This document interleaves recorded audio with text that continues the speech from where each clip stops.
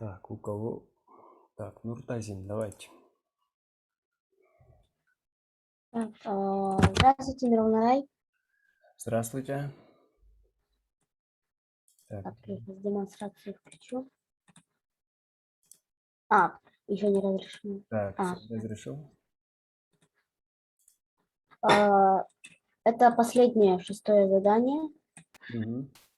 Так, let user sound. Задание там с будильником, со звуком уровня, со звуковым уровнем. Так, откроем.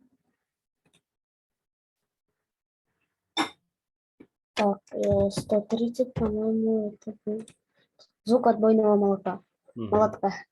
Так, дальше у нас был 106, да, звук газовой газонокосилки. Угу. 106. Звук газовой газонокосилки. Угу. Так, наверное, уже повторилось.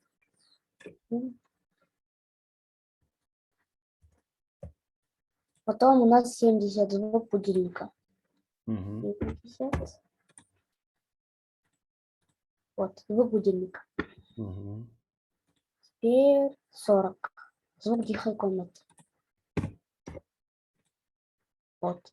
Еще там было задание, чтобы если пользователь напишет что-то между, например, будильником и звуком газовой газонокосилки, Угу. мы должны именно написать между какими звуками. Угу. Так, между 106 и 130 напишем там 20. Это уровень звука между звуком газовой газонокосилки и отбойного молотка. Угу. Дальше 70 и 106. 90 такой. Это уровень звука между звуком будильника и газовой газонокосилки. Угу. Так, 40, 70, так, это у нас 50 можем сделать. Это уровень звука между звуком тихой комнаты и будильника. Так. И если там еще было сказано, если он напишет больше максимального, больше 130, или меньше минимального, меньше 40, мы должны написать, что мы не знаем, какой звук это будет. Так. Напишу там 30. Извините, данные отсутствуют. Теперь больше 130. Вот. Угу. Это закончено. Теперь с банкнотами.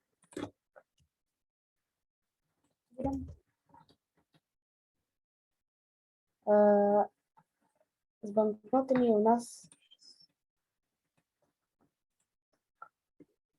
$100, например.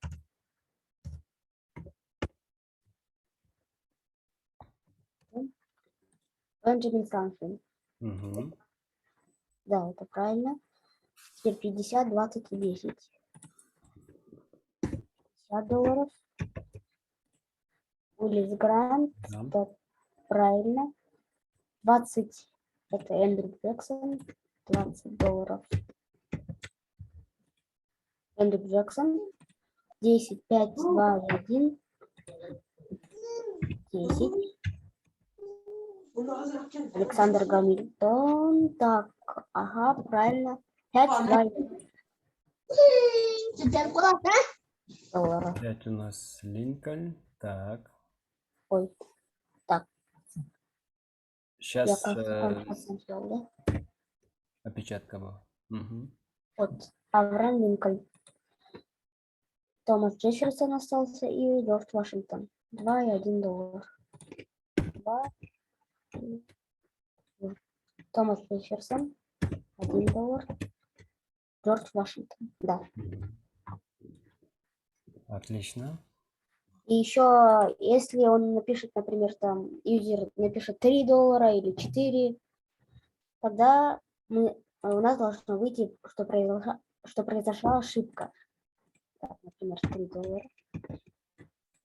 Произошла ошибка. Угу. Там, например, 4. Вот. С банкнотами все уже закончено.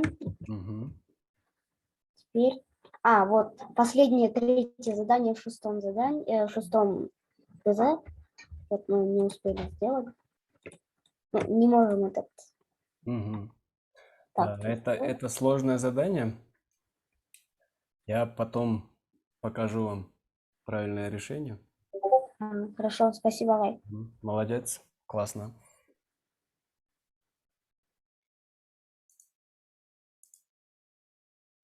Так, Нуртазим, молодец. Так, Гульзар. Давай. Саламатшылык. Мен деген биринчи жана үчүнчү тапшырманы аткарганга мен экран көрүнүп атабы? Ооба, көрүнүп атат.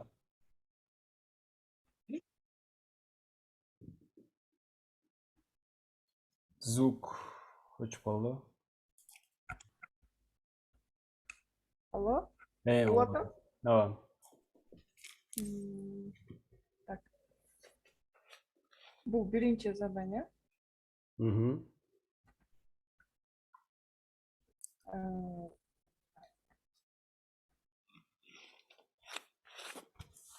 Жакты өчүрүп турайын.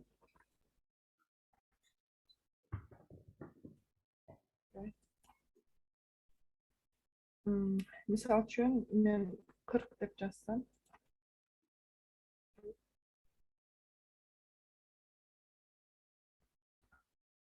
40 деп жазсам, тихая комната деп чыгат.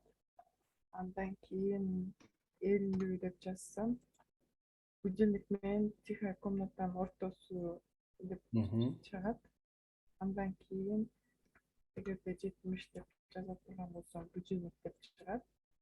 Эгерде 80 деп жаза турган болсом, газовая газонокая сетка менен будильниктин ортосу деп чыгат. Мгм. Эгерде 150 деп жаза турган болсом, мындай өлчөм жок деп чыгат да. Мгм. Жакты комментировать этип турайын. Үчүнчү заданияны чечкенге аракет кылдым, бирок меники эме болуп атат да агай. Азыр. Бүгүнкү датаны жазсам, эртеңкини эле көрсөтүп атат да, анан башка даталар жазсам, көрсөтпөй атат. Мгм. Универсальный болуп атат да.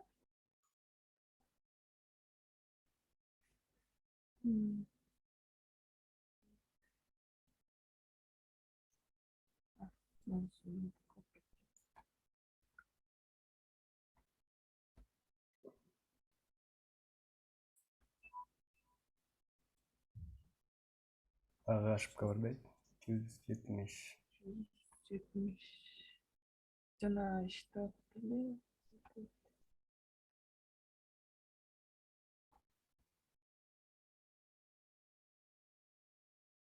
Ну,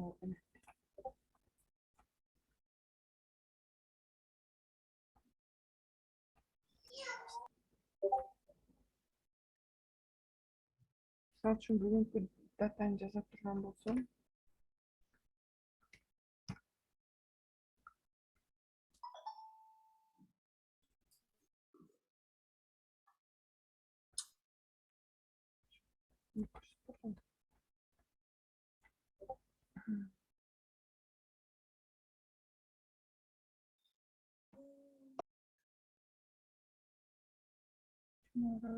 деп көрсөтүш керек.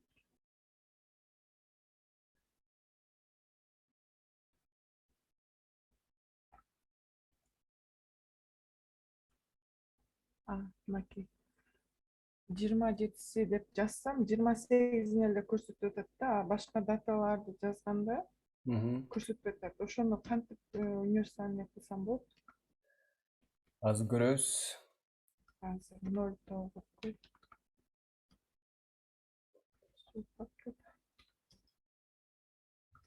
9 21 дегенде эртең 28 Мгм. деп жазат. бирок мен мисалы үчүн 11.04.1993 дей турган болсом, кайра эле ошол эртеңкини көрсөтөт да. 12 1990-жылдагы 12 апрелди көрсөтпөйт да. Көрсөтпөйт, ошону кантип көрсөм болот? Азыр көрөбүз.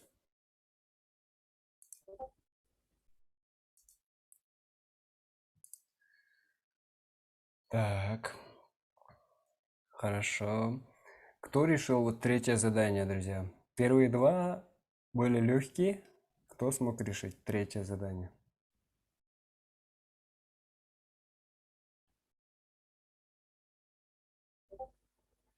Экинчи мондай методда кылып жазып көрдүм, бирок бул жакта деле жаңагындай эле ситуация болот. Мгм. Хорошо.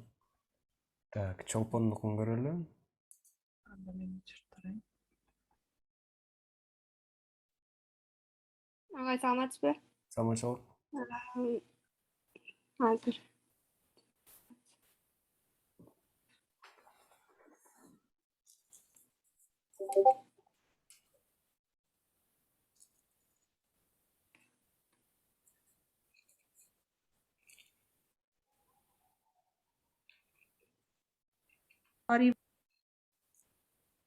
Азыр мен VS Code'ун жабылып калыптыр, азыр ачып алайын. Мгм. Агай саламатсызбы. Самачок. Обмен валют кылып атасыңарбы, кошулсак болобу? Кандай? Обмен валют кылып жатасыздарбы, кошулсак болобу дейм. Ооба. Бизде только узбекский суммдар бар. Алмашат Муртазим, да, у вас кассет?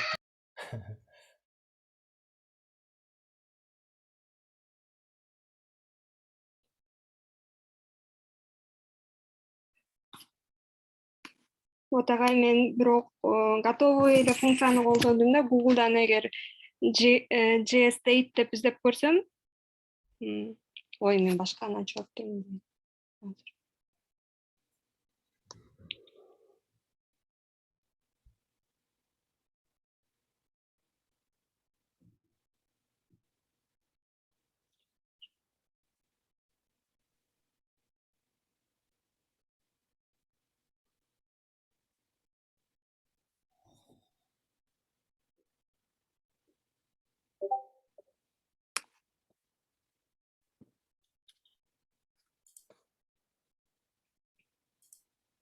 Мынакей.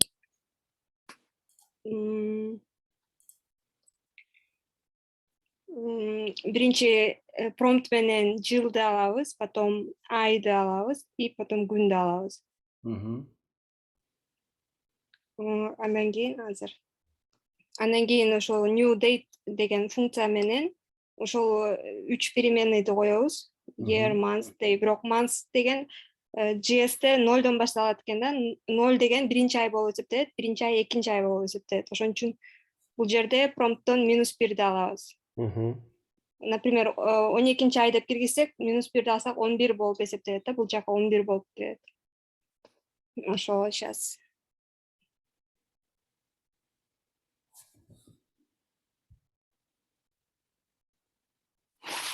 Например, 2021 12 ай 31 кылса 2022 январь болуп чыгыш керек. 2022 январь болуп чыкты. Февраль айын текшерип көрбөйлүбү? Бардык эле күндөргө болот болуш керек. 2021 02, например, 28, например. Ой, барын общий киргизип алыптырмын.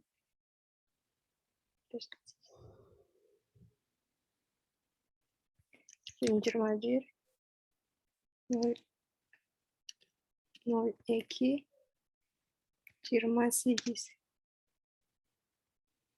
1 март. Кийинки күн 1 март болуп эсептелет. 28-ден жаңырган үчүн. Так. Готовый функция жок, кантип чечет элеңер ошол экили заданияны? Мисалы үчүн date деген объект жок болсо JavaScript'те. Аны ойлонуп жообун таап албай койдум. Ар кандай ойлонуп көрдүм. Кантип байланыштырышты билбей койдум да. Например, күн 31-ине келгенде ай бир айга плюс болот. Потом ай 12ге жетип 13 болгондо жыл 1ге. Ошону кантип бир функцияга келтиришти жакшы таап албай койдум. Хорошо, Да. хорошо, жакшы. Рахмат. Нагай, А? это надо узнать високосные годы или что именно в задаче? Получается, это задание, пользователь вводит какую-то дату, например, сегодняшнюю, программа должна показать следующую дату. В смысле следующее? На Ну следующее, вот если сегодня, он вводит например, 1 января, программа спрашивает, введи дату. Пользователь пишет 27 сентября 2021. Программа должна ответить, завтра будет 28.09.2021 года. понятно, хорошо. А вы не давали им задачу на еще 28 февраля, например? Да, там в этой программе надо было учитывать, что есть у нас год высокосный, что у нас есть 28 и 29 февраля и все такое, да?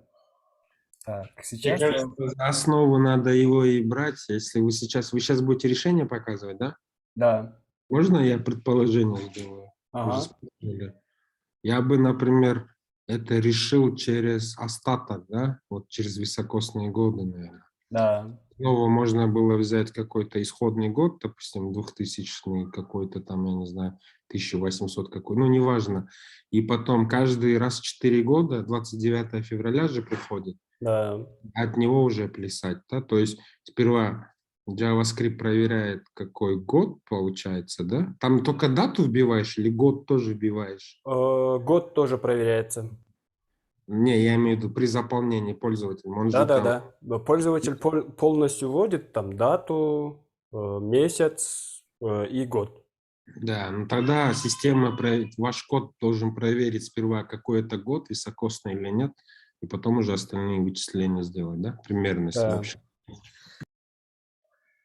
Так, ну, начинаем тогда обзор. Первое задание по определению уровня шума.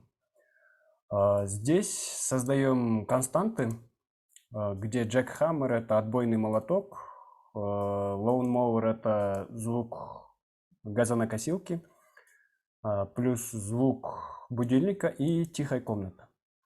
И здесь начинаем делать проверку. Плюс еще получаем ввод от пользователя, какой шум. И дальше мы должны определить шум, да? И здесь проверка. Проверяем user input. Если он получается меньше quiet room, то есть вот тихая комната, да, то мы говорим очень тихо. То есть та задача, которая должна выводить либо я не знаю, какие это данные или еще что-то, мы можем либо выводить это очень тихо. Если будет выше звук будет выше отбойного молотка, мы будем говорить очень громко. А в промежутках мы уже начинаем проверять, user input равно ли quiet room. Если равно, то говорим тихая комната.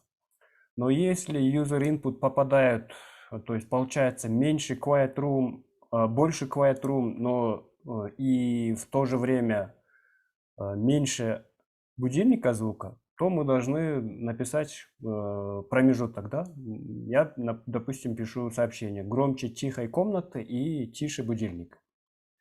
И дальше такая же ситуация, такая же проверка для всех остальных вот этих промежутков, для всех вот этих звуков, да? Проверяем звук, совпадает ли с будильником, показываем, если совпадает — будильник. И иначе начинаем проверять, звук больше ли будильника и в то же время меньше газонокосилки, то тогда громче будильника, тише газонокосилки. Ну, как бы промежуток, да? И та же ситуация для отбойного молотка. Если user input меньше, то получается больше звука газонокосилки и в то же время меньше отбойного молотка, мы пишем громче газонокосилки, тише отбойного молотка. И все. Так, дальше. Следующее, это у нас... Так, ну давайте проверим. Вот 135 я ввожу очень громко. То есть у нас предел 130, 135 очень громко. Если 130, у нас отбойный молоток. Если, допустим, 125, например, громче газонокосилки, тише отбойного молотка и так далее. Если совсем меньше, например, 10 дБ, очень тихо. Так, следующее задание – это у нас определение банкнот. С банкнотами очень даже легко, потому что сюда очень классно подходит switch case. Мы получаем user input.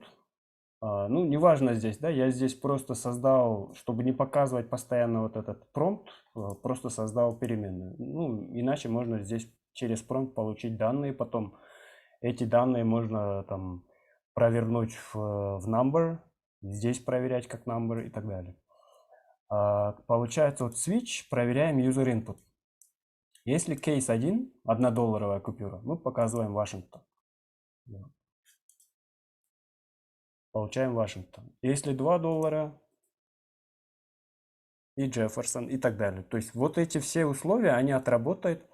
Если будет другой вот, допустим, $200, да, такого номинала же нет, ну, мы пишем сообщение, нет такого номинала. Или там, если даже пишем там $7, нет такой банкноты. А все остальные кейсы, они будут отработаны, поскольку у нас проверка switch, и мы ничего не, как бы не пропустим. $100 получаем Франклин. Так, дальше. И самая сложная задача, это у нас была определить следующую дату. Здесь очень много кода. Вот, с чего все начинается? Я здесь определил 3 переменные, куда мы будем получать там дату, месяц и год. Месяц мы будем получать именно не числом, а строкой. Допустим, пользователь пишет 29 февраля 2020 года. И дальше мы уже должны делать проверку. Но прежде всего я вот определяю еще 3 переменные. Это output date, output month и output year. По умолчанию в output year я поставил user year. То есть вот смотрите, для чего вот эти переменные нужны? Эти переменные мне нужны для формирования окончательного ответа. То есть у меня будет ответ message, и здесь будет строка следующего вида. То есть в сообщении мы будем говорить следующая дата, показываем output date, output month и output year. И по умолчанию здесь пока стоит user input. То есть то, что ведет, какой год ведет пользователь, это сразу попадет в output year. И начинаем проверку с помощью свитча. Мы сперва должны проверить user month, то, что ввел пользователь. Да? Если пользователь вводит февраль, мы уже дальше вглубь, внутри кейса начинаем проверку. Если февраль, дальше идет другая проверка. Тогда уже начинаем проверять год, да, который ввел пользователь. Проверяем сперва его на высокосный ли год или невысокосный. Да? И, как обычно, ну, самая простая здесь проверка, на самом деле здесь должен быть более глубокая проверка. Высокосный год – это год не только, который делится на 4. Плюс, по-моему, там еще есть, если год делится на 4, и плюс еще он должен делиться, или он должен делиться на 100. Если он делится на 100, значит, надо еще проверять, делится ли он на 400. Вот. И вот эта логика будет определенно как бы проверять высокосный ли год. Но я для примера, вот, для упрощения просто сделал проверку на деление без остатка на 4. То есть мы проверяем, введенный год делится ли на 4 без остатка, и в то же время день, который ввел пользователь, является ли 29. То тогда мы назначаем output date число 1. То есть если высокосный год и февраль 29 ввел пользователь, мы должны показать ему следующее число, следующее число это у нас 1, и месяц будет March, да? Если иначе, пользователь, введенный год пользователем делится на 4, но, то есть не делится на 4 без остатка, и userday равно 28, мы также устанавливаем дату 1 марта, то есть дата 1, число, месяц марта. Иначе мы просто берем полученный userday, ему добавляем единицу и записываем это в output date. И output month остается user month. И выходим из этого кейса. И есть у нас месяцы, которые заканчиваются на 31, да? Это тоже нужно проверять. Если, например, январь и user day, который пользователь ввел, будет 31, мы должны написать output date, число 1, а месяц, следующий за январем, это февраль. Иначе мы просто будем добавлять и оставлять введенный месяц. И всю эту проверку просто проверяем для всех месяцев, у которых 31 день. Вот все. Для всех месяцев мы проверку завершаем и потом в конце пишем. Если иначе, то есть если вот эти все кейсы не сработают, проверки они не пройдут, то тогда по дефолту мы просто будем output date плюс 1, output month, user month и так далее. Ну, здесь break даже, в принципе, здесь и не нужен. А потом месяц у нас, сообщение у нас формируется, и в конце мы показываем наш месседж. То есть это, вручную, как вы видите, здесь много кода, и здесь, по идее, должно быть еще больше кода. То есть если мы хотим полностью проверить, высокосный ли год. И для проверки, вот я ввожу, в прошлом году, там 2020 год был высокосный год, ввожу 29 февраля 2020 года, следующая дата 1 марта. Если я ввожу, например, 28 февраля 2021 года, следующая дата тоже будет 1 марта. Если ввожу остальные все даты, например, там 24, у меня будет 25. И для всех остальных. Если я ввожу 31 декабря, у нас следующий год, январь 22 год. Вот такая проверка. А так, на самом деле, вот эту проверку, вот этот велосипед уже не стоит придумывать. И ранее вы это видели, когда был использован объект дата. Мы еще будем рассматривать этот объект. И там, получается, кода намного меньше. И в JavaScript уже есть все вот эти функции. Да? Вот. Есть ли вопросы по домашке?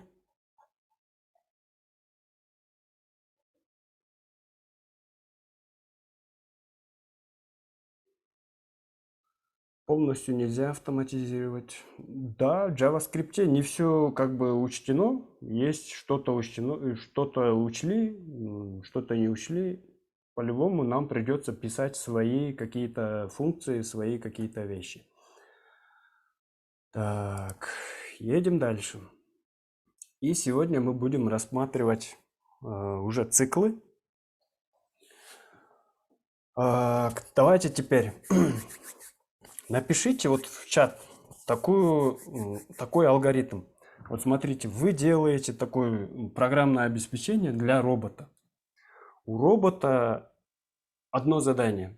То есть он будет делать одну вещь, он будет чистить картошки. Вы ему, допустим, даете мешок картошки, он должен почистить.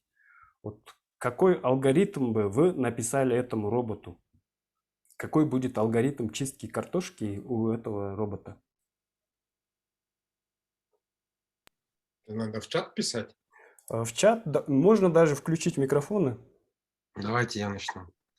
Там слишком много алгоритмов, потому что человек, он подсознательно все делает, он не контролирует действия, а роботу придется каждую деталь расписать там. Зависит от того, где он находится. Если перед ним прям картошка стоит, условно от этого исходить, он должен падать, и если это в пакете, открыть пакет, достать картошку, взять ножик, заранее подготовить место, куда отходы будут падать, зачистить, закинуть в посуду, в которой он собирается ее помыть, и далее приступить ко второй картошке и циклами все время повторять одну и ту же операцию. А может, он будет картошку чистить до конца, да, пока картошки не останется. Да, в принципе, Олжагай полностью открыл, да, нам алгоритм чистки картошки для этого робота. То есть здесь, ну да, конечно, надо учитывать все факторы. Допустим, стоит ли робот или мешок перед роботом и так далее, и так далее. Но наша логика просто, ну, допустим, другой программист написал всю эту логику, нам дали только ту часть, которая отвечает за именно чистку робота, чистку картошки. И в этом случае, получается, робот, как вообще будет, как робот будет чистить картошку? Он будет, допустим, брать картошку, почистил, отложил, посмотрит в мешок, если там есть еще картошки, он возьмет следующий. И этот цикл будет продолжаться, продолжаться и продолжаться. И в конце концов, допустим, остается одна картошка, робот открывает мешок, смотрит, видит там одну картошку, он берет последнюю картошку, чистит, снова смотрит и видит, там уже не осталось картошки. И в этот момент робот как бы останавливается, да, потому что дальше он уже не видит картошек и все. Вот. Ағай, можно я расскажу? Да, да. Через этот Lang узнал, бы, сколько картошек в мешке. Потом написал бы функцию, и там вместо number или Lang написал бы картошка. И внутри него был бы for, i равно нулю. И через Lang же мы узнали, сколько картошек. И будем, пока i меньше или равно будет, сколько там картошек, потом добавим шаг i++. И там еще не продумал, но снизу вызвали функцию, и там картошку написали бы картошку, и функция вызвалась бы и выполнялась. Можно ему добавить, Мирлан Агай, вопрос? Если ты не знаешь количество картошки, как выйти из цикла? Ну, думаю, через брейк или continue. Я еще до конца не продумал. Извините, мен қосып қойсам бола ма? Олжа ағайдың сұраусына. Может, жаңағыдай немен else if мененші, если мешокты қарағанда картошка else if картымеде мешокта картошка жоқ болса, все, анда цикл тоқтату керек деп жазыш керек пе? Да. То есть мы должны проверять, есть ли там картошка или нет. Если картошки не осталось, мы должны говорить, я закончил, там все, да? Вот. И как раз таки вот этих для работ, которые выполняются повторно, у нас есть циклы в JavaScript. И мы сегодня как раз таки их будем рассматривать. Циклов, вариантов несколько. И мы начнем с самого популярного цикла. Самый популярный цикл — это у нас цикл for. Как он пишется? Мы используем ключевое слово for. Дальше мы описываем начало, с чего начинается у нас цикл. Потом мы записываем условия. Условия пока... То есть то условие, пока это условие будет истинным, этот цикл будет продолжаться. И плюс указываем шаг. А потом мы описываем тело цикла в фигурных кавычках. И давайте посмотрим. Ну, для начала просто, допустим, возьмем пример. Нам нужно вывести все числа от 0 до 9. Ну, мы могли бы вообще взять, написать консоль лог, там 0, 1, 2 и так далее, да? Ну, И это диапазон, уже да, не цикл. устанавливать. Так, как? Можно через диапазон это прописать, да? Ну, да, в принципе, можно через диапазон, но мы вот этот сейчас уже автоматизируем и выведем с помощью цикла. Так. Как теперь вот, не дублируя этот же код, написать вывод там от 0 до 9 чисел с помощью цикла? Мы воспользуемся циклом for. И как говорит цикл for, сперва нам нужно указать начало. Начало, ну для указания начала нам потребуется некая переменная, которая называется счетчиком. И в программировании обычно под эту переменную используют букву I. То есть буква I от слова iteration или итерация. Каждый повтор в действии внутри цикла, да, является итерацией. То есть одна итерация это один повтор. И вот для таких итераций обычно во всех языках программирования используют букву I. Как бы это, можно сказать, самая популярная такая переменная, да, которую знают почти все программисты. И мы должны указать начало. То есть начало у нас начинается от 0. Мы должны вывести числа от 0 до 9. И мы говорим, придумываем переменную I и сразу сюда присваиваем значение 0. Мы указали начало нашего цикла. Потом мы должны описать условия. Условие это у нас какое будет? Пока наша переменная I будет меньше 10, цикл будет повторяться. Как только мы выйдем за рамки вот этой проверки, когда I у нас уже будет больше 10, у нас цикл прервется. А как теперь указать шаг? Поскольку мы должны вывести числа от 0 до 9, у нас с каждым разом переменная I будет расти. Для этого мы пользуемся I++. То есть каждый раз по одной единице будет добавляться в эту переменную. И внутри мы пишем просто console log или даже document write. Document write, и мы выводим переменную I.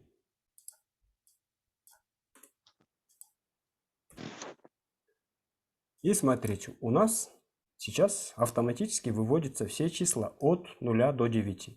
Я могу взять вот здесь после I, даже вот так написать, используя бэктики, я сюда буду выводить переменную I, плюс после него буду выводить, например, тег BR. И в таком случае уже числа будут выводиться столбиком. Что если мне нужно вывести включительно число 10? Если нам нужно вывести какое-то число уже включительно, окончательное, да, я могу написать здесь 11, и тогда выведется десятка тоже. И как работает в этом случае цикл? Первый раз, когда начинается первая итерация, первый цикл, да, в переменной I у нас лежит 0. JavaScript сам проверяет, переменная I больше 11? Нет, оно меньше.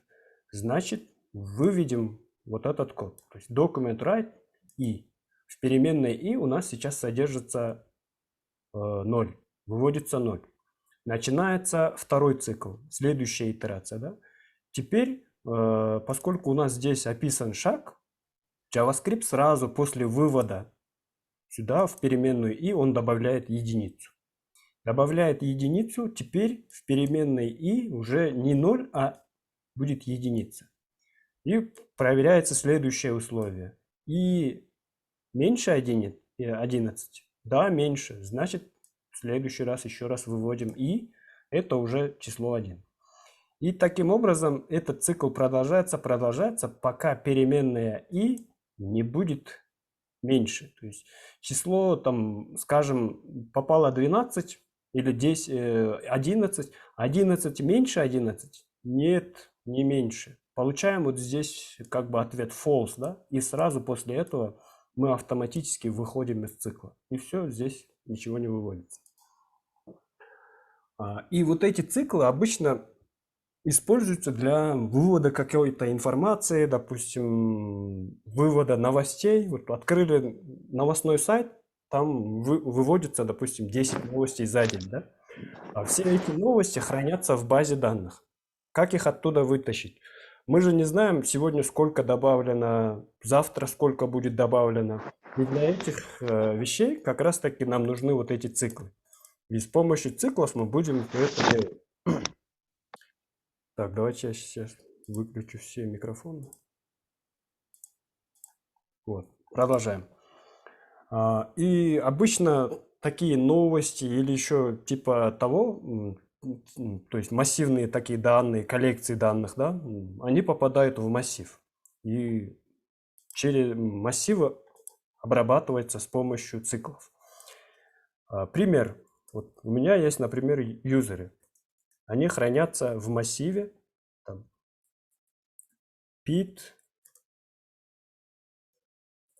Джон, допустим, Мэри, Иван и так далее. То есть здесь может быть бесконечное количество пользователей. Да? И хочу вывести, например, там, всех пользователей на сайте там, с помощью тега h3. Как теперь мне обработать этот массив с помощью цикла? Здесь уже будет чуть-чуть по-другому. Ну, все равно мы начнем с определения начала. У нас будет счетчик равняться нулю. Первый, как бы, начало цикла, да? Потом, вот здесь уже у нас будет другое условие. Пока и меньше users.length. То есть здесь мы должны выводить все имена, пока не закончится цикл, да? То есть цикл будет повторяться, сколько элементов, сколько будет элементов внутри массива. Вот. Таким образом, я вот здесь отсюда беру длину массива и указываю внутри условия. Пока и меньше длины массива, мы и будем увеличивать. А в документе мы будем выводить, скажем, тег h3. Сразу тег закрываем. Внутри тег h3 мы должны сюда записать имя. Вот. Как мы сюда запишем имя? Знак доллара, фигурные скобки. И здесь мы должны, если я выведу и, у меня запишется 0, 1, 2, 3. То есть сюда записывается индекс. Значит, я могу взять массив users, взять у него индексы и вместо жестко закодированного индекса могу сюда передать и, да, переменную и. Запускаю код и получаю все вот эти имена, которые содержатся внутри массива, они будут выведены через тег h3. Если мы сделаем inspect,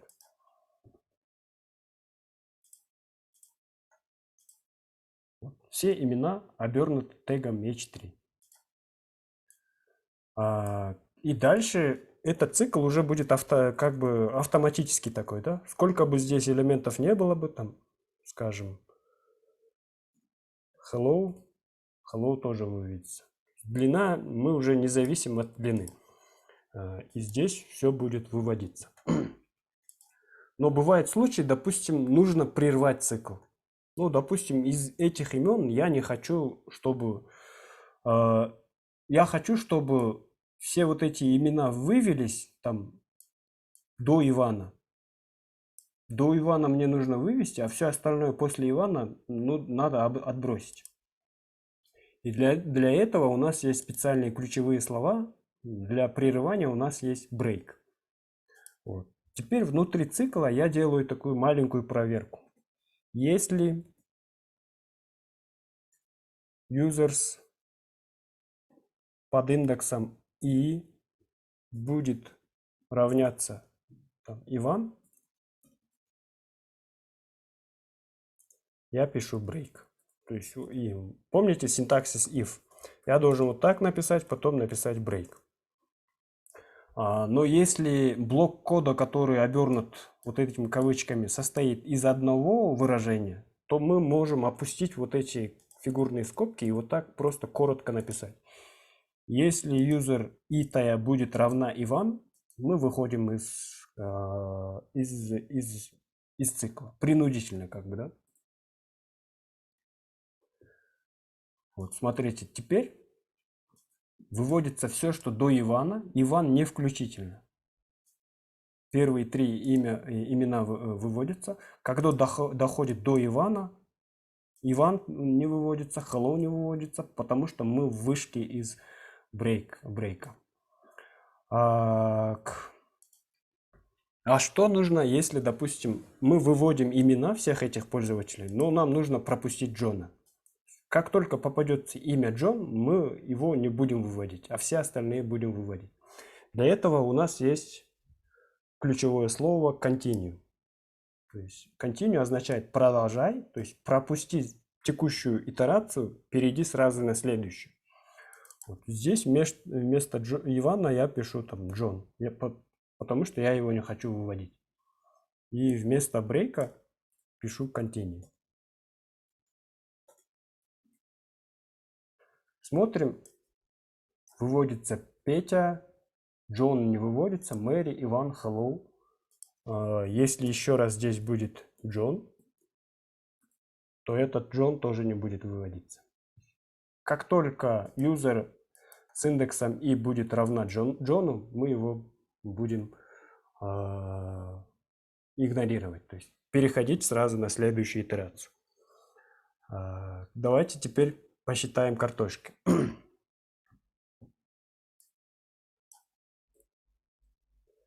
У нас есть переменная, например, potatoes.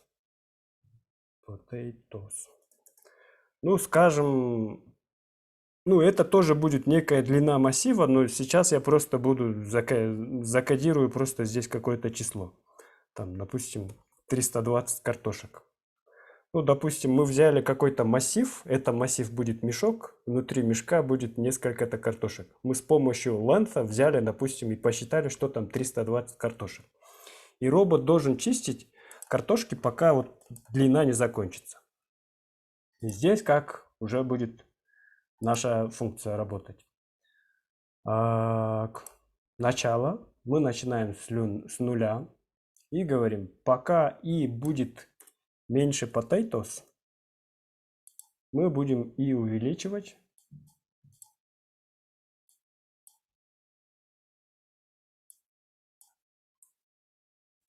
И давайте будем выводить такое сообщение. Document, write.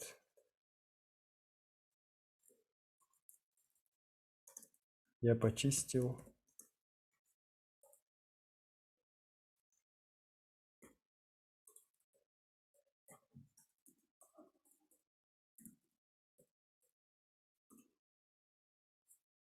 И в конце добавим BR.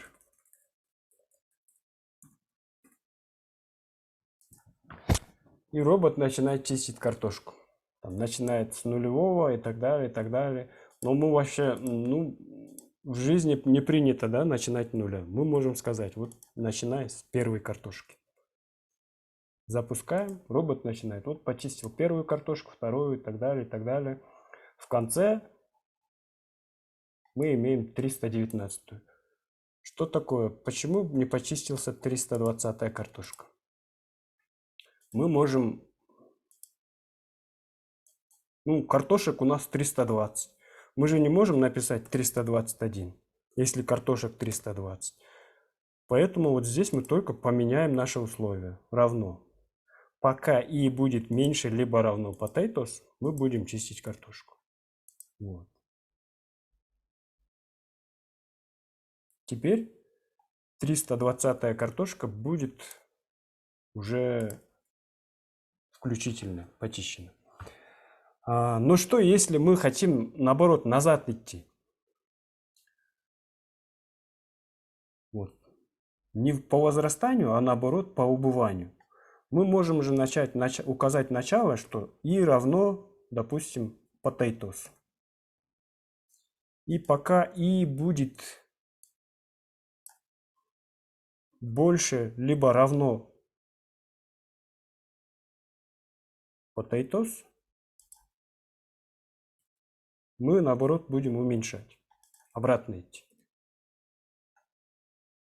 Смотрите, почему вот здесь не сработал цикл.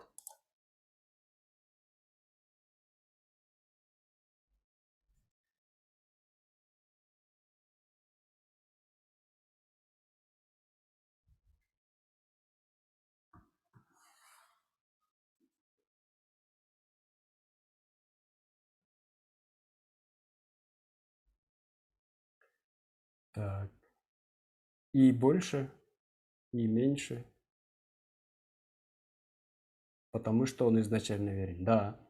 Изначально получается, вот я сейчас неправильно описал условия, да, цикла. Я говорю и равно 320. Потом сравниваю и больше или равно potatoes. Ну, естественно, это условие будет равно 320, 320. Значит, мы делаем только одну, чистим только одну картошку и сразу выходим. И как теперь исправить вот эту ошибку? И равно нулю. Верно. Не даже не нулю. Вот, допустим. Ну, в принципе, давайте посмотрим равно нулю. И в этом случае мы начнем уже чистить обратно. 320 по убыванию, идем. В конце получаем, даже чистим нулевую картошку. Ну, взяли мы, мешок, можно сказать, тоже почистили. Поэтому здесь будет равно. Вот. Теперь почистили первую картошку, и все, у нас все будет работать. Вот. Цикл for – это самый популярный такой цикл. Есть еще другие циклы. Другой цикл, он называется for of. Давайте я верну. Так, наш массив с пользователем. Или вот так, я скопирую. Вот у нас тот же массив. Теперь нам нужно посмотреть, как работает цикл for of. Вот с помощью юзера мы выводили с помощью for. Как это выглядело, давайте до конца напишу. Вот. Мы писали, и пока и меньше либо равно меньше user.length и плюс мы выводили здесь, ну, давайте без ничего, просто users и. Так, и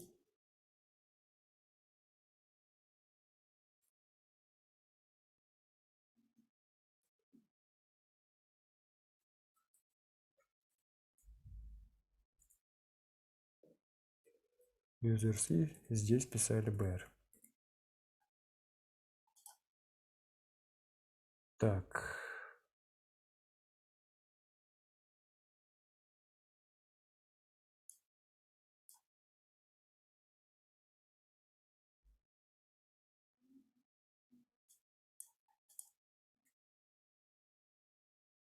Так, users и так, br. Так. Что мы упустили? Unexpected token.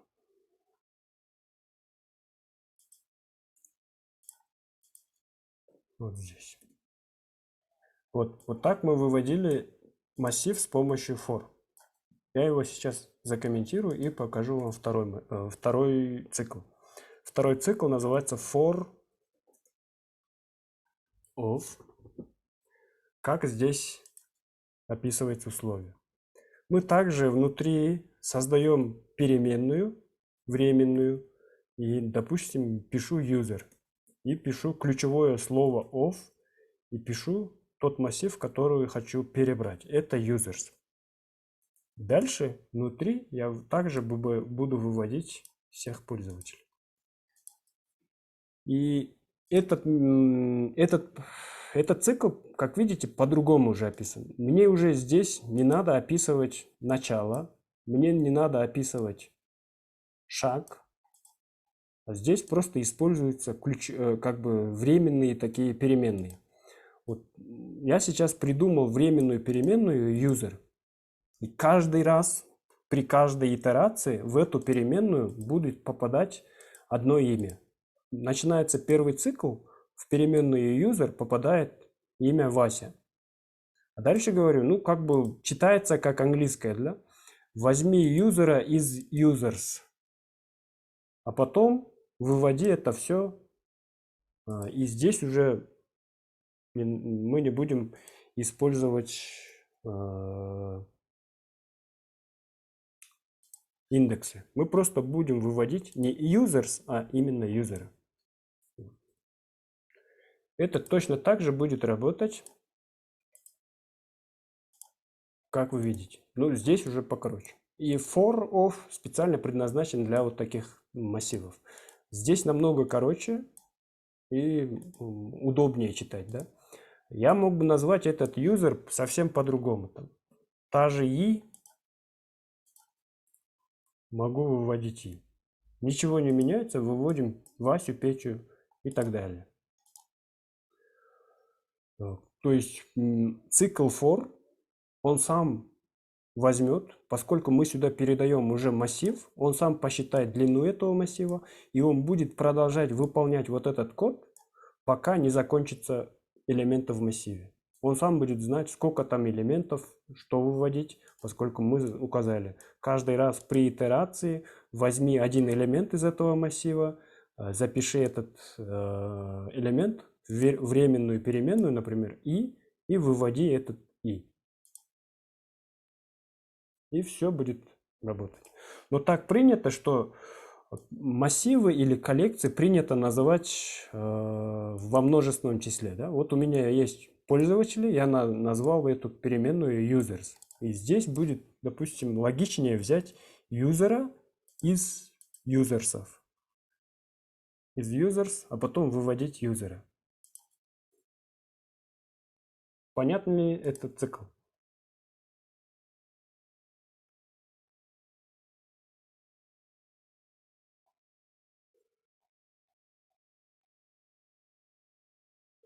Так, отлично. Здесь также работает вот эти прерывания, continue, все будет работать.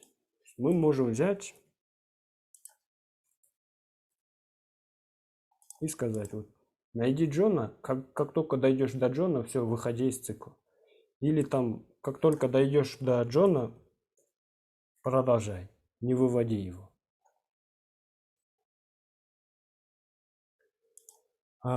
И еще менее используемый цикл while. While тоже вполне используется. For, while, они такие популярные. Как теперь пользоваться циклом while? While так и пишется while. И здесь та же история. Мы берем и что-то делаем. Но while работает чуть-чуть по-другому. Потому что для while мы заранее должны указать какую-то переменную, то есть счетчик, да? Мы должны взять while, но перед его использованием у нас будет вот здесь let i равно, например, 0. А потом внутри while мы описываем условия. Пока i меньше, допустим, users.length,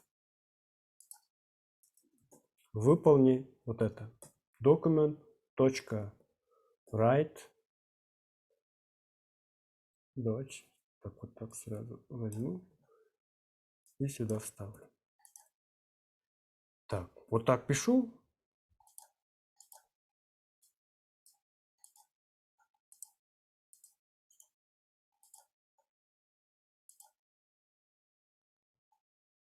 Так, где у нас? Мы здесь берем users и. Смотрите, теперь вот здесь смотрите, видите, число растет, document write в принципе отрабатывает, но сейчас просто document write браузер как бы блокирует. И у меня сейчас бесконечный цикл. Случился бесконечный цикл, и браузер просто будет выводить document write, точнее даже не выводить, а именно блокировать, но число этих выводов растет и растет. Его можно только остановить, если я закрою полностью браузер. Я попал в бесконечный цикл, потому что в while очень часто можно запомнить шаг. То есть сейчас у меня цикл получился бесконечным, потому что у меня здесь в цикле while не указан шаг. Вот while берет, начинает первую итерацию. И меньше user length, ну число 0, конечно же меньше, выполняет document write. Начинается второй цикл, он проверяет, и меньше, то есть до сих пор лежит значение 0. Мы и еще не меняли, да? И получается, дальше идет, проверяет, и меньше users length, меньше, ну, естественно, следующий document write и так далее, и так далее. То есть я забыл вот здесь указать плюс-плюс. Вот здесь мы берем и пишем. Каждый раз увеличивая счетчик на 1 единицу. И теперь запускаю индекс HTML. Вот теперь Вася, Петя, все это выводится.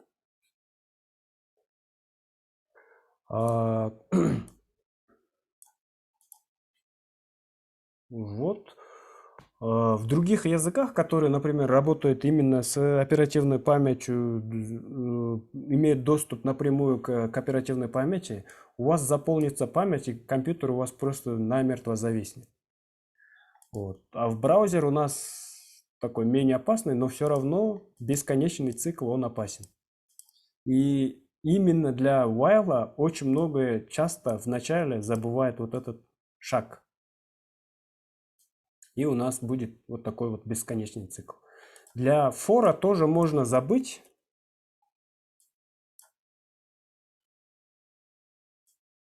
Допустим, я вот стираю, да? Здесь тоже начинается бесконечный цикл. Но в форе обычно все вот так сразу пишут начало, условия и сразу шаг. Вот здесь как бы более, мне кажется, нагляднее, что не забываешь как бы шаг. А в while обязательно надо счетчик, который называется i, да, вынести. Он должен быть объявлен за пределами while. Потом проверить что-то, сделать что-то, и обязательно надо увеличивать или уменьшать счетчик. И только в этом случае мы не попадем в бесконечный цикл. Вот. Но бывает, бесконечные циклы тоже полезны.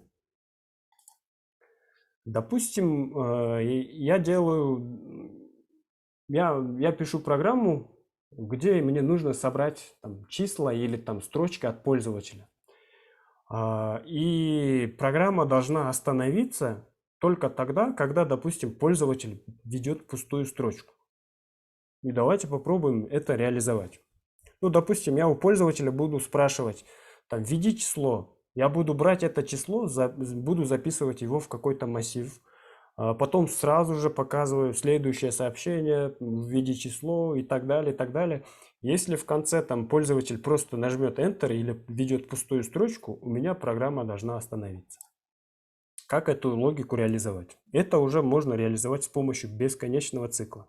Не, конечно, бесконечно, он контролируемо бесконечный, можно сказать. Заведем, например, переменную user_number. Мы этот user_number возьмем, спросим у пользователя prompt и попросим его: введи число. Потом это число будет преобразован в числовой тип. И эти числа мы будем собирать и записывать в переменную, например, user numbers. Пока что массив будет пустой. Мы сюда должны записывать это. Здесь я счетчик убираю и запускаю while. И сразу здесь пишу while true. То есть пока истинно. Так, давайте вот это все пока остановлю. Пока истинно, мы должны что-то делать. Что мы должны делать? Мы вообще можем взять вот это все, занести сюда. То есть пока истинно, мы будем брать, создаем переменную user number. В этот user number будет записываться число. И мы должны взять наш user numbers, массив,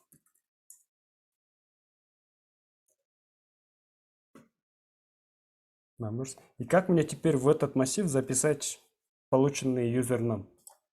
Напишите в чат.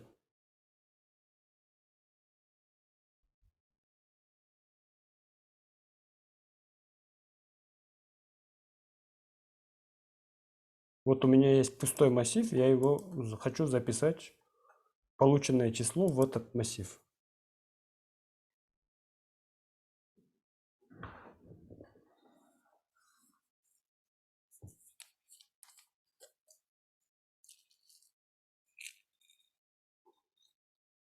Unshift, да? Unshift или push. Ну, push будет намного удобнее, да, потому что мы не будем двигать весь массив, мы будем брать users numbers, будем push, и в этот push передавать user num. Цикл будет сейчас работать вечно. Но как теперь описать то условие, когда мы должны выходить из цикла?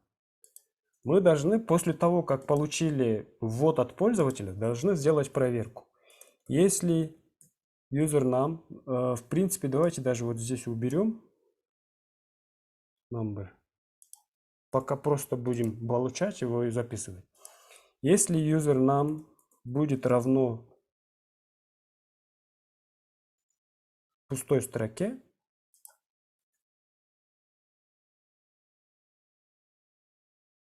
break. Спрашивает, введи число 10, введи число 20, введи число 30. И все. Я больше никакие числа не ввожу, нажимаю Enter, цикл останавливается. Потом, когда цикл остановлен, я могу вывести в консоль или в документ, document.write и user numbers.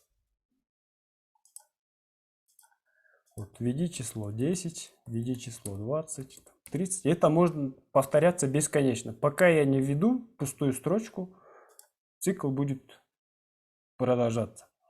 И после этого я вывожу вот 10, 20, 30. Или могу вообще в другом виде обработать уже полученный массив user numbers уже с помощью for. Я могу взять здесь for, даже let number of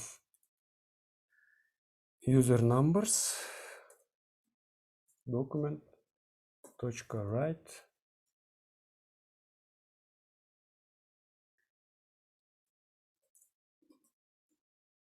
вывожу number плюс tag br.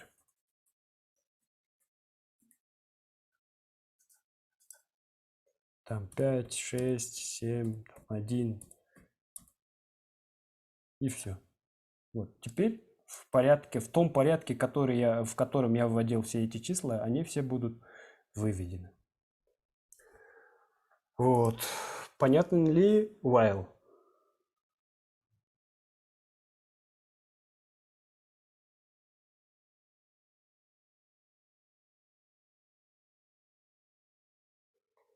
Отлично.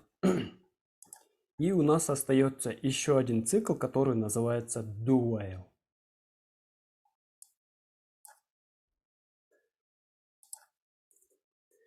Цикл do while, он нужен, когда необходимо выполнить хотя бы одну итерацию. Как он записывается? Мы говорим do, то есть делай, да? Что нам нужно делать? Документ, там write. Там возьмем те же наши пользователи, тех же наших пользователей. В теге h1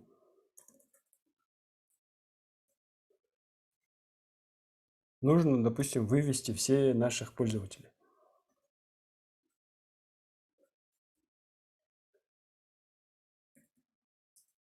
Users и для do тоже необходимо сделать счетчик уже за пределами самого цикла. То есть let и равно нулю. Потом мы описываем в теле do то, что нужно делать при каждой итерации. Но в конце мы напишем проверку, то есть условия, да, с помощью while. И здесь внутри, пока и у нас меньше users length, вот, выводим его. И здесь точно так же надо увеличивать счетчик. То есть обязательно нужно не забывать про увеличение счетчика. Вот.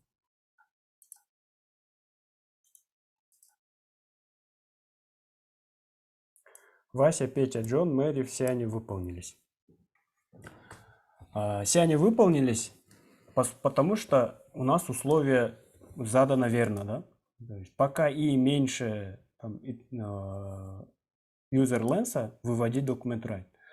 Но что если вы будет, допустим, изначально какое-то задание, число, undefined. А что если будет здесь users.length? Как вы думаете?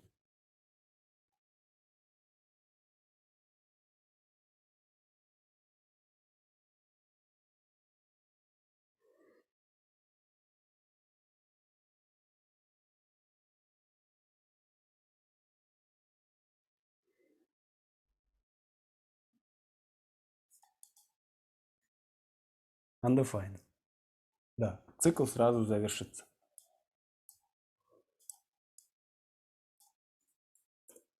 А что если будет while true? У нас будет бесконечный цикл.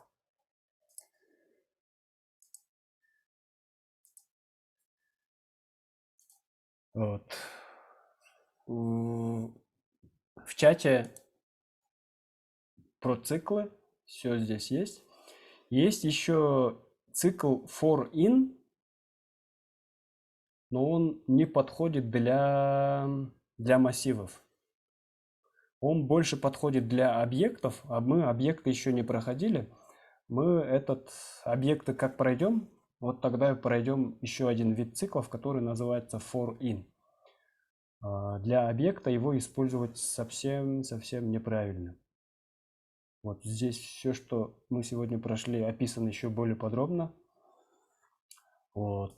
Do while, можно сказать, он редко используется. Здесь тоже как бы много кода, видите, такого мусорного, можно сказать, кода. Здесь нужно объявлять переменную за пределами самого цикла и так далее, так далее. Плюс сложнее.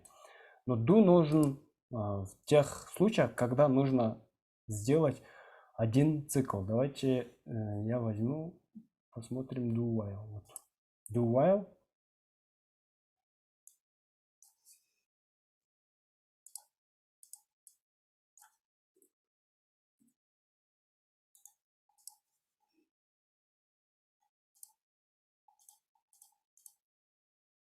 Вот, выводится, пока у нас и меньше нуля.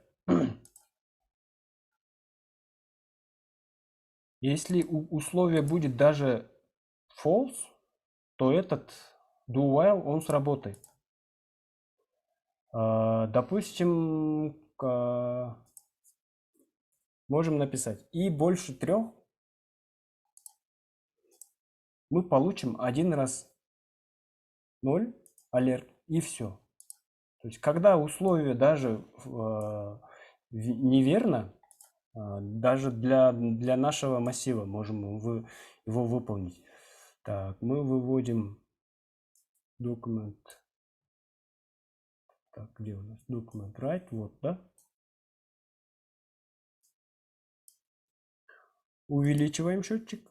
Но мы здесь поставили, допустим, неправильное условие. Пока и больше users.length. Сейчас же условие неправильное же, то есть не срабатывает же. У нас и же не больше users length. User length у нас сколько? Там, здесь несколько элементов, да? Но мы все равно должны вывести.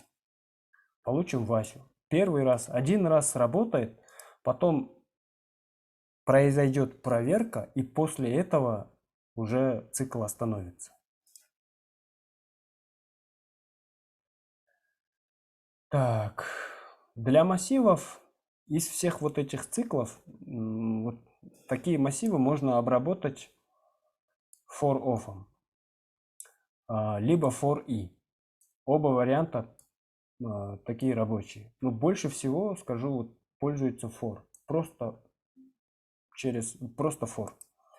Кроме этого, у массивов, вот таких коллекций, да, есть еще другие методы.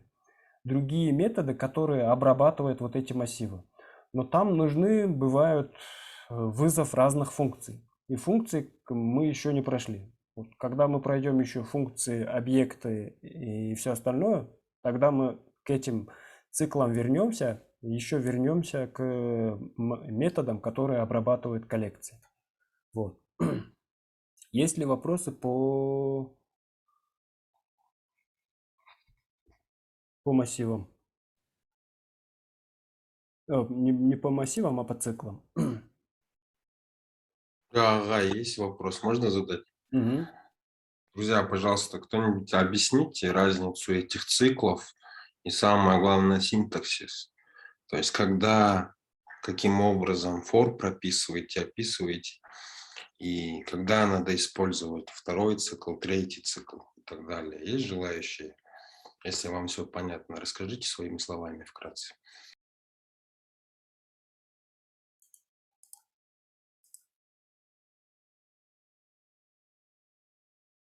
Вот самый популярный цикл for.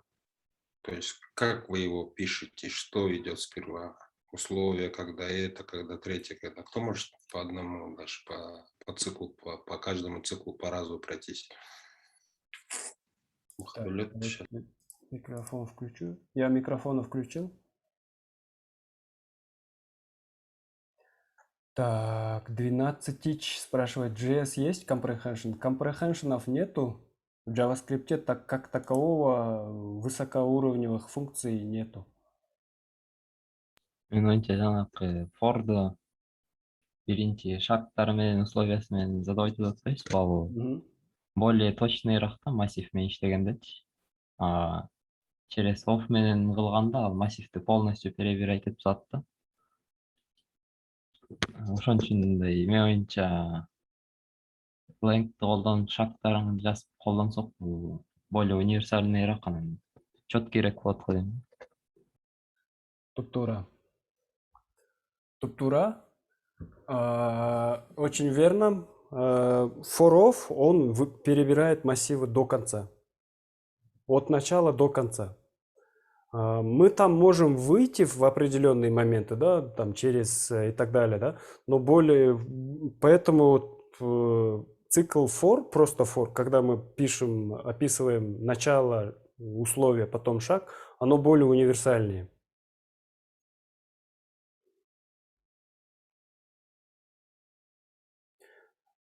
Так. Мы сегодня не успеем, мне кажется, обработать упражнения.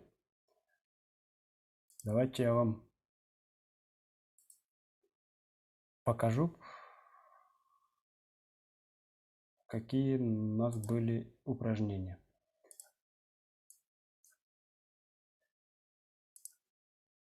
У нас были упражнения, допустим, у вас есть массив из 20 чисел. И из этого массива нужно вытащить только четные числа с помощью массивов. Следующее задание – это может быть массив, допустим, строк из 10 элементов. На экран нужно вывести самое длинное слово. То есть, допустим, массив, там, где будут строки там hello, там Ямайка или еще что-то, да? И из этих слов нужно вывести самое длинное. То есть перебрать массив и найти самое длинное слово. И удаление из массива. Вот, допустим, вы делаете сайт, и в конце сайт закрывается, и вам нужно удалить всех пользователей. И каждый раз, когда вы удаляете, допустим, из базы данных, да, из массива имя пользователя, нужно вывести сообщение, там, удаляю Ивана, удаляю Васю, удаляю Петю и так далее, и так далее. Вот. Плюс еще у нас есть домашняя работа. И это очень популярное задание. Называется палиндром. Палиндром – это когда одно слово пишется одинаково с обеих концов. То есть Анна, как мы читаем Анна слева направо, да, читается как Анна. Если мы прочтем это же слово справа налево, точно так же получим Анну. И вот эти слова называются палиндромами. И у вас как раз таки задача определить, является ли слово палиндромом или нет. Вы у пользователя должны попросить какое-то слово, там, введи какое-то слово. Там, пишет Наташа.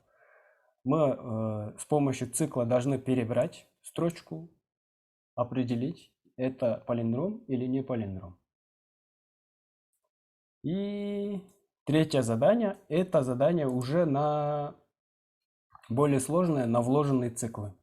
Здесь нужно вывести таблицу умножения. Таблица умножения, как она выглядит? Помните вот эти тетрадки школьные? В самом в конце там есть таблица умножения. Там вида 2 умноженное на 2 равно 4. Там следующая строка 2 умноженное на 3 равно 6. Вот такую таблицу вы должны сделать с помощью циклов. А именно вложенных циклов. Вложенный цикл – это когда в один цикл вкладывается, внутри одного цикла начинается другой цикл. Вам надо подумать, как можно реализовать таблицу умножения с помощью вложенных циклов.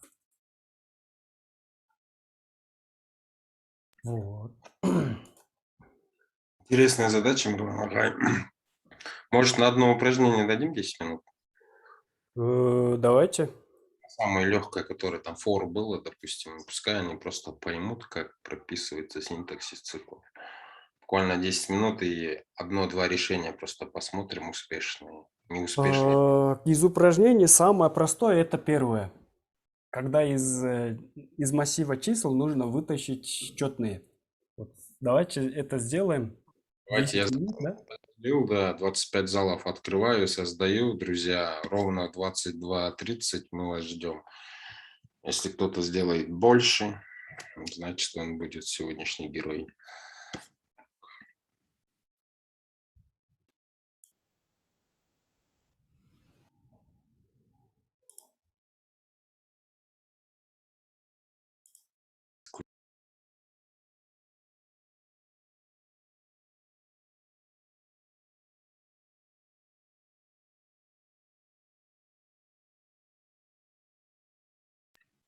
Запись вы включили, Мирланова, или мне выключить?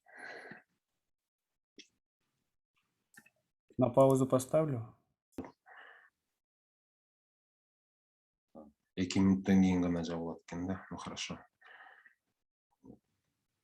Если кто-то из вас, кто здесь сидит, уже сделал, поднимите руки, пожалуйста. Не будем время тратить. Пока все выйдут, хотя бы одного расспросим.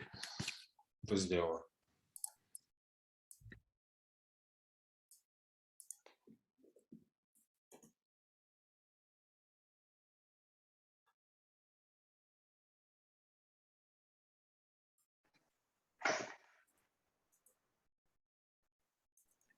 Гурул, саламатсызбы, баштай бериңиз.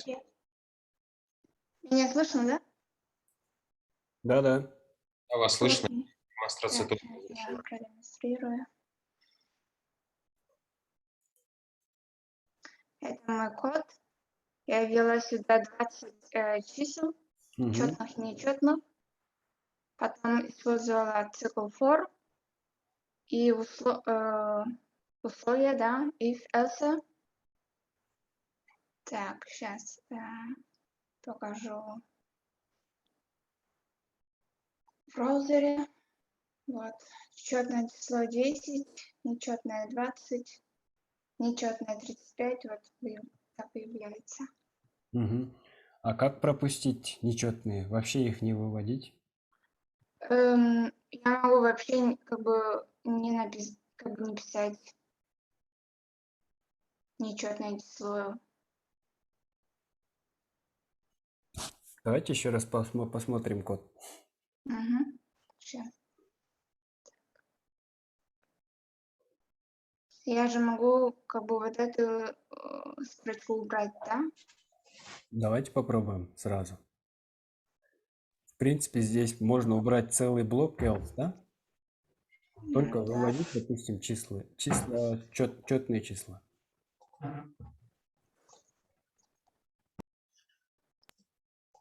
Так. Браузер. Вот. Только нечетное число Мгм. появляется. Хорошо. Отлично. Только в коде не забудьте убрать полностью else блок, хорошо? Хорошо. Угу. Спасибо. Мгм. Отлично. Так, Алтынбек.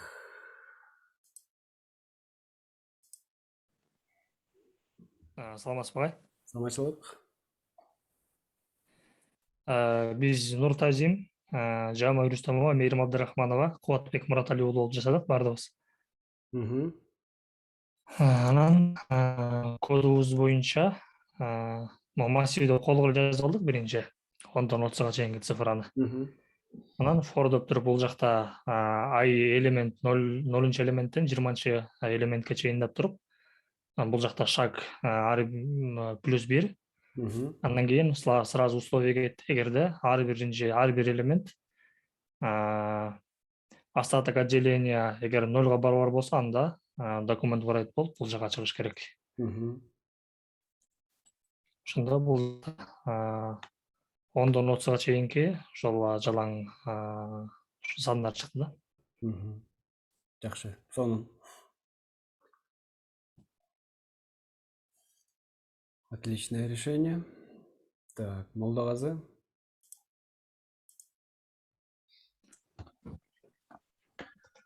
Assalomu alaykum agay. Александр. Men 1ден 20га чейин сандарды жазып алдым. Мгм. Бул жерден 2ден башталып 20га чейин. Мгм. Анан 2ден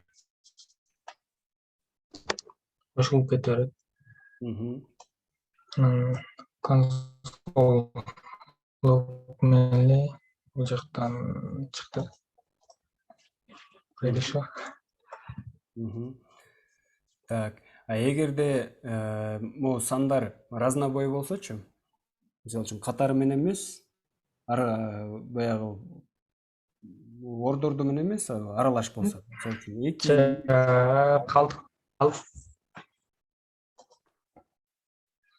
Калдыгы менен жыгыш керек го анда. анда калдыгы менен. Ооба. Процент менен. Ооба. Эгерде массив уже упорядоченный биз билгенде array'дин ичиндегидей болсо, анда ушул 2 шаг менен кетсе болот, бирок беркил код универсалдуураак болот да. Анда биз любой порядок менен любой жайгашкан сандардын четныйларын ала алабыз да. Рахмат агай.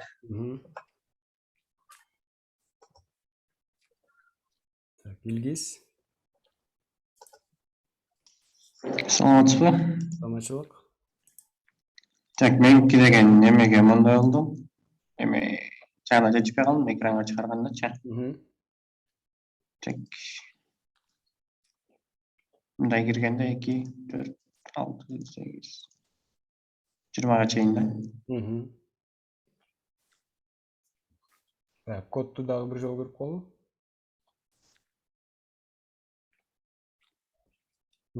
Жакшы.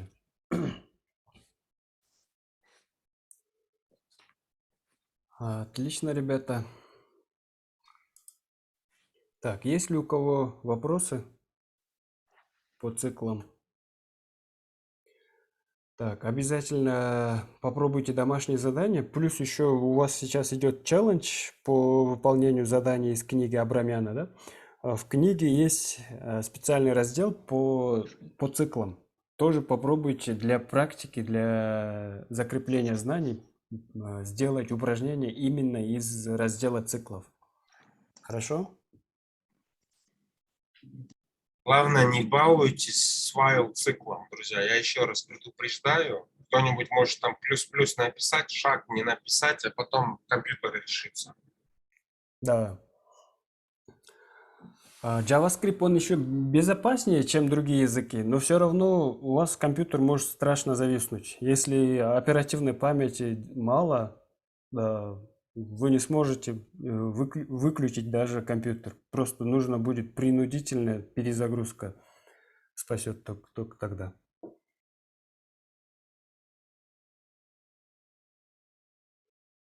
Так, если вопросов нет, тогда завершаем.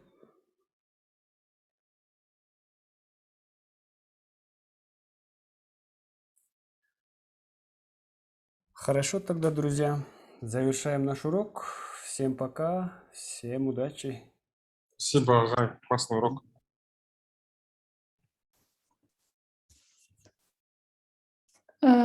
Так, Главное, можете, да, Да. остановить? Да, спасибо.